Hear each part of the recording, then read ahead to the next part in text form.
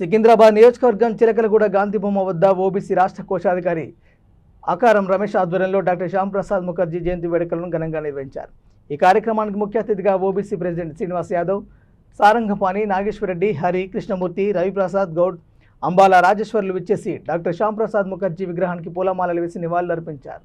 ఈరోజు జనసంఘ్ సంస్థ చేసినటువంటి మహనీయులు డాక్టర్ శ్యామప్రసాద్ ముఖర్జీ గారి జయంతిని పురస్కరించుకొని మా ఓబీసీ మోర్చా రాష్ట్ర కోశాధికారి అయినటువంటి మిత్రులు ఆకారం రమేష్ గారి ఆధ్వర్యంలో ఈరోజు ఇక్కడ ఈ కార్యక్రమాన్ని నిర్వహించడం జరిగింది. ఈ కార్యక్రమానికి ముఖ్య అతిథులుగా జిల్లా ఓబీసీ మోర్చా అధ్యక్షులు గౌరవనీయులు శ్రీనివాస్ యాదవ్ అన్న గారు ఇక్కడ విచ్చేయడం జరిగింది. ఇక్కడ మిగతా సికింద్రాబాద్ నాయకులు, కార్యకర్తలందరూ కూడా పెద్ద సంఖ్యలో ఈ యొక్క కార్యక్రమంలో పాల్గొని విజయవంతం చేయడం జరిగింది.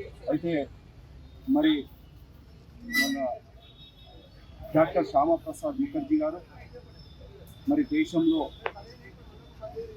ఈ యొక్క కాశ్మీర్ రాష్ట్రంని 370 అధికారంతో రోజు నెహ్రూ మరి అప్పుడు ఉన్నటువంటి ప్రభుత్వము కుట్రపూరితంగా భారతదేశంలో అంతర్భాగంగా కాకుండా మరి కాశ్మీర్ని ఒక 370 ఆర్టికల్ విధించి అక్కడ మరి కాశ్మీర్ భారతదేశంలో అంతర్భాగమే కాదనే ఉద్దేశంతో కొంతమంది కుట్రలు పన్నిన విషయంలో మరి డాక్టర్ శ్యామప్రసాద్ ముఖర్జీ గారు ఆ రోజు ఏక్ దేశమే దో విధాన్ దో నిషాన్ దో ప్రధాన్ నై చలేగా అని ఉద్యమించినటువంటి మహనీయులు డాక్టర్ శ్యామప్రసాద్ ముఖర్జీ గారు. మరి ఆ సందర్భంలో అక్కడ కాశ్మీర్లో వారిని అరెస్ట్ చేసి జైల్లోనే విషమిచ్చి వారిని చంపినటువంటి ఈ యొక్క దుర్మార్గమైనటువంటి చర్య అప్పుడు జరిగింది. అయితే మహనీయుడు డాక్టర్ శ్యామప్రసాద్ ముఖర్జీ గారు ఈ యొక్క దేశం కోసం, కాశ్మీర్ కోసము వారి యొక్క ప్రాణాలు అర్పించడం జరిగింది.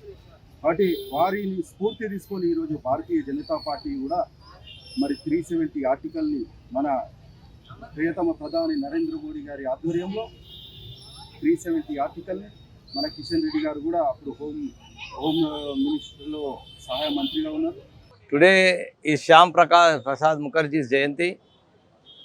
We need to take into consideration the inspiration from his life and his living.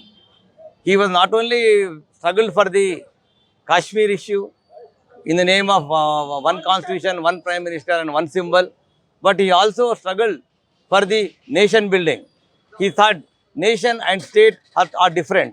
Nation is a identity of the whole country. State is only part of the infrastructure development.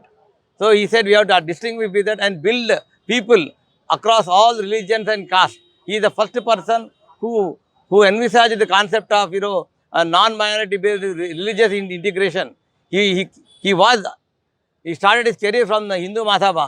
People blame him for his bias towards Hindus, but he subsequently people don't talk about the way he left Hindu Mahasabha and he was on his own just because Hindu Mahasabha was not allowing non-Hindus to be members of it. He wanted non-Hindus. That means all Muslims, all religions, all minorities to be part of the whole nation building. Everybody should be part of this nation. For that he struggled. That for same thing today Bharatiya Janata Party stands by the life and livelihood of all people irrespective of their religion, caste and creed.